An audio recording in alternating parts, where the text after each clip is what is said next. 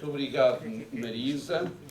São precisamente 15h27 e eu comprometo-me solenemente perante todos a libertar este púlpito daqui a 2 horas. Estou a atuar com ordens do Susano, que disse que os painéis duravam 2 horas. E assim será. Já combinei com todos e cada um dos ilustres oradores que falariam um máximo de 15 minutos. Um máximo de 15 minutos. Eu, aos 12 minutos, aliás, eu aos 10 minutos faço um sinal gentil, esse sinal torna-se mais irascível aos 12, e quando chega o momento dos 15, eu bato com os 2 punhos na mesa, que é uma coisa muito portuguesa, mas eu penso que será fácil de entender por todos. Há uma complicação adicional. Um dos oradores mais citados vai ter que se ausentar às 16h30, quando o painel tinha terminado, ou deveria terminar, e portanto eu usarei do meu arbítrio e da minha moderação no sentido de autorizar que possa haver perguntas dirigidas a esse orador antes dele partir. Porquê é que eu faço tudo isto? É porque isto é extraordinário e agradeço então realmente o convite. O engenheiro Feliz de Oliveira já aqui não está, mas houve aqui um momento em que eu pensei até que ele seria o moderador, com certeza teria dado mais tempo, apesar de banqueiro, mas estão aqui 3 cavaquistas ferrenhos. Os moderadores que escolheram nesta tolerância é que estiveram no governo ao mesmo tempo, precisamente há 20 anos. Portanto, é de facto aqui a brigada dos moderadores ferrenhos que vão ver. E como alguns sabem, o meu pai era historiador, e eu não resisto a dizer que, além dos 20 anos da Constituição Cabo-Verdiana e, por sinal, também do Tratado de Maastricht, também passam 190 da nossa própria Constituição Portuguesa. É interessante isto porque a ideia, um trabalho que o meu pai fez na altura sobre o aparecimento em Portugal do conceito de programa político, havia lá uma modinha, não era uma morna, mas era uma coisa parecida, de uma mãe a amamentar a criança, a dizer: ai, meu filhinho querido, tu vais ser muito saudável e muito robusto porque temos uma Constituição. Isto é exato, aqui posso dar depois. Mas portanto, a Constituição exerce nas pessoas, e não só nos juristas, um fascínio absolutamente total. E eu próprio, menino e moço, contribuí para um estudos sobre a Constituição em 77, portanto, não sei se era pré, mas andava lá perto, pois, mas agora depois dará a sua opinião, em que mais de 2/3 do texto são precisamente do Dr. Jorge Miranda, que está sentado aqui à minha direita. E eu, na altura, ensaiei uma interpretação jurídico-económica da Constituição. Pecado, horrível, e até lembro-me de me ter criticado ao Jorge. Eu tenho a certeza que não se lembra disso, que achava o meu texto socialista demais. Imagina! As voltas que o mundo dá, ou os erros que fazem os grandes mestres quando escrevem mais de 2/3 dos livros. Isto só para dizer que é um grande amigo que está aqui à minha direita. Eu, por isso, serei particularmente exigente no tempo que lhe vou dar, e só deixo mais uma referência dentro do espírito interdisciplinar e do espírito também científico que nos anima aqui, porque isto é um olhar académico. Desde 2005 que há, todos os anos em Portugal, a Noite Europeia dos Investigadores. E é uma noite, portanto, específica, porque é celebrada em vários pontos do país, e no IICT, que recebeu a visita do Primeiro-Ministro de Cabo Verde, do Primeiro-Ministro atual, aqui há uns anos atrás, e, portanto, tem feito investigação em prol da lusofonia global. Podemos voltar a isto no debate. Houve um painel baseado na mensagem que o Primeiro-Ministro enviou para o efeito sobre a cultura oceânica.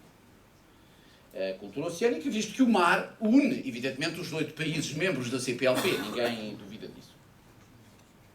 E a cultura oceânica era sobretudo surfistas, e quando se perguntou qual era, digamos, a evidência que havia para uma cultura oceana efetiva, para além do gigantesco Brasil, foi sempre Cabo Verde que veio à baila.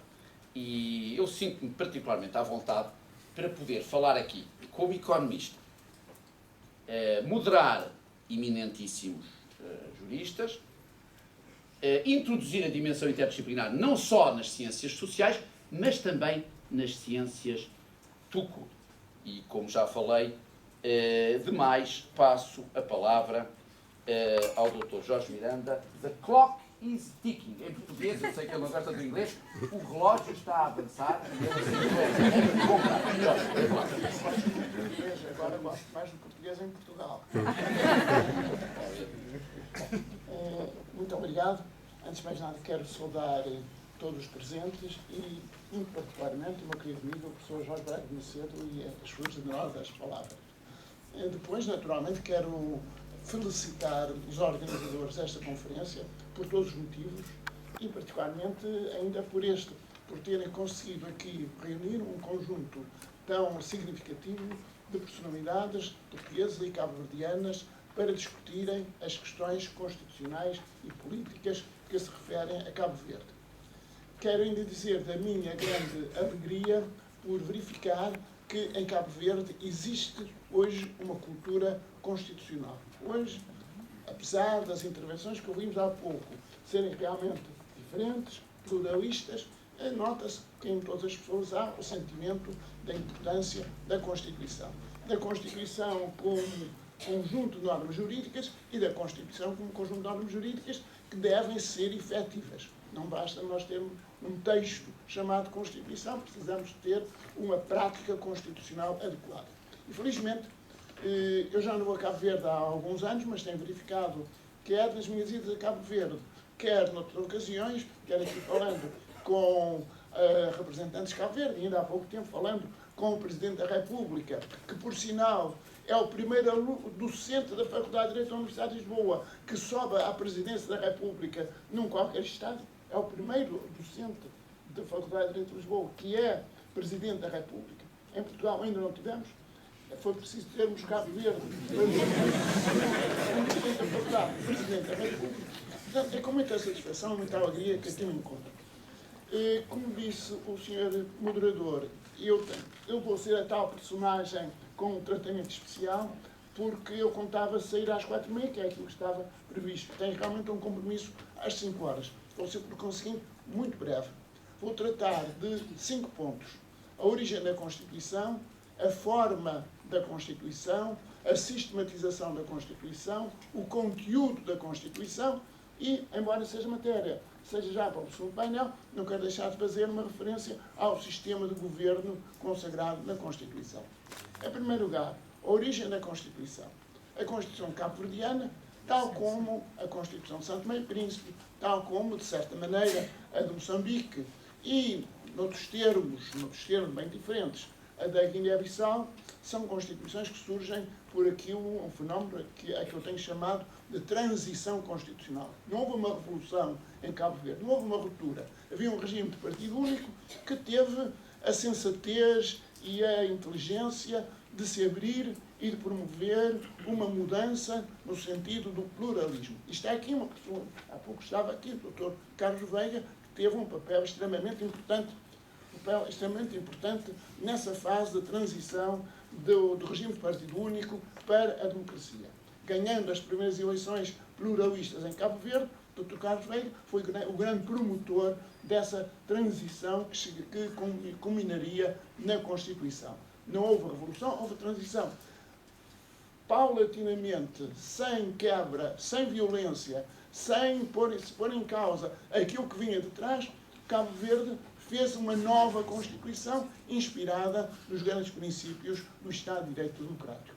E esse é um motivo de alegria para mim e também de grande orgulho para todos aqueles que acreditam no constitucionalismo moderno, que não deve procurar, ou que deve procurar evitar as revoluções. Nós tivemos em Portugal uma revolução, sabemos o que custa uma revolução e, portanto, evitar uma revolução é fundamental. Felizmente, todos os países na África e fora da África têm também seguido esse exemplo de Cabo Verde. O segundo ponto, quanto à forma.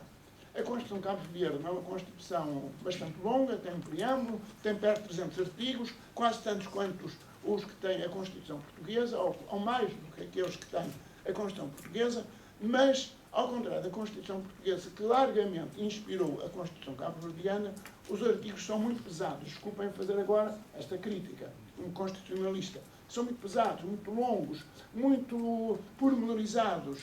Não se contentam com a definição de grandes linhas, de grandes orientações. Vão longe demais. Isto em todas as matérias. O que me parece não ser muito cordial. E torna difícil a compreensão da Constituição, a difusão da Constituição e a vivificação da Constituição.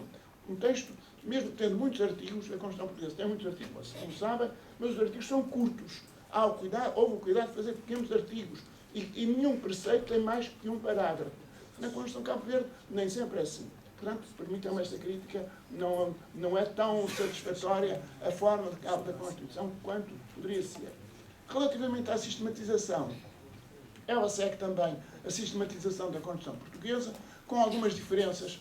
Põe os princípios fundamentais como parte primeira, depois tem os direitos e deveres fundamentais, portanto, coloca os direitos e deveres fundamentais antes da organização económica, que é um ponto extremamente importante. O professor Jorge Braga Macedo, nesse importantíssimo artigo de 1977, que eu ainda tomo como ponto de referência, que foi extremamente importante na altura, chamava a atenção para isso, a colocação dos direitos fundamentais antes da organização económica é fundamental para a compreensão do que seja uma Constituição de Estado de Direito Democrático. É a colocação da pessoa antes da economia, é a colocação da pessoa antes de qualquer outro fenómeno que possa existir na vida social.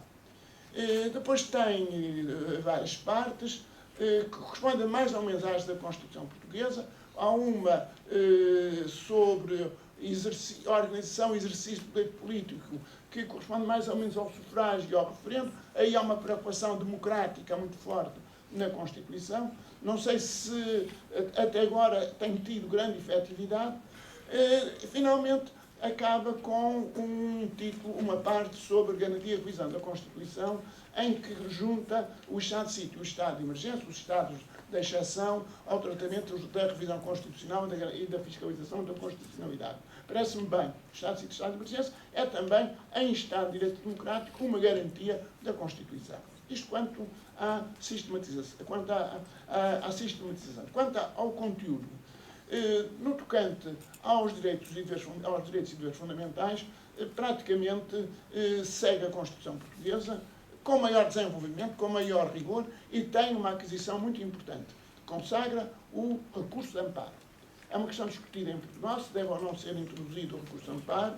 Eu, por sinal, não sou até muito favorável, mas, de todo modo, considero que a consagração do recurso de amparo é um progresso no sentido da garantia dos direitos fundamentais. Está lá, se não me engano, no artigo 20 da Constituição. No tocante à organização económica, ao contrário da Constituição Portuguesa, é uma Constituição muito mais enxuta, apenas 5 artigos, grandes princípios e objetivos da política económica e depois uma referência aos planos de desenvolvimento e depois às matérias que naturalmente têm de ser tratadas, o orçamento, o sistema fiscal, etc. Na organização do poder político, consagra um sistema de órgãos também muito parecido com o sistema de órgãos da Constituição Portuguesa, um Presidente da República, uma Assembleia Nacional, um Governo e depois tribunais. Não há grande diferença, estão moldados muito na linha da Constituição Portuguesa e agora com espaço ao último ponto, que é o sistema de governo. No entanto, o sistema de governo é bem diferente, no texto atual da Constituição cabo-verdiana, é bem diferente do sistema de governo da Constituição Portuguesa. Em Portugal temos um semipresidencialismo, claramente, enfim, embora haja alguns autores que contestam a designação. Em Cabo Verde temos antes aquilo que se pode chamar um parlamentarismo racionalizado, porque há um Presidente da República eleito por sufrágio universal, com poderes substantivos muito significativos, mas os poderes do Presidente em relação à Assembleia Nacional e em relação ao Governo são muito menores do que aqueles que tem em Portugal o Presidente da República. em Portugal, o Presidente da República pode dissolver livremente a Assembleia da República, embora, naturalmente, com alguns condicionalismos, e sobretudo com condicionalismos políticos. Em Cabo Verde é necessário um parecer favorável do Conselho da República, que é um órgão equivalente ao nosso Conselho de Estado. É um pouco como uma situação que havia em Portugal antes da revisão constitucional de 1982, em que o Presidente só podia dissolver o Parlamento com parecer favorável do Conselho da Revolução. Claro está aqui a diferença, é que este Conselho da República não é formado por militares, mas sim por membros por inerência e outros designados pelo Presidente e pelo Parlamento. Por outro lado, quanto ao Governo, o Presidente não pode demitir livremente o Governo, como pode acontecer em Portugal, quando invoque a necessidade de regular o funcionamento das instituições, só se o Parlamento tiver aprovado uma moção de censura. No caso de serem duas moções de censura, a demissão é obrigatória. Mas sendo uma, o Presidente pode logo demitir. Portanto, isto é quanto ao conteúdo. E no resto, só a fiscalização da constitucionalidade. Segue a Constituição Portuguesa, vejo com satisfação que vai ser finalmente posto a funcionar o Tribunal Constitucional. A única diferença é que não há fiscalização da inconstitucionalidade por omissão. E, creio, esgotados 5 minutos. Palmas é para dizer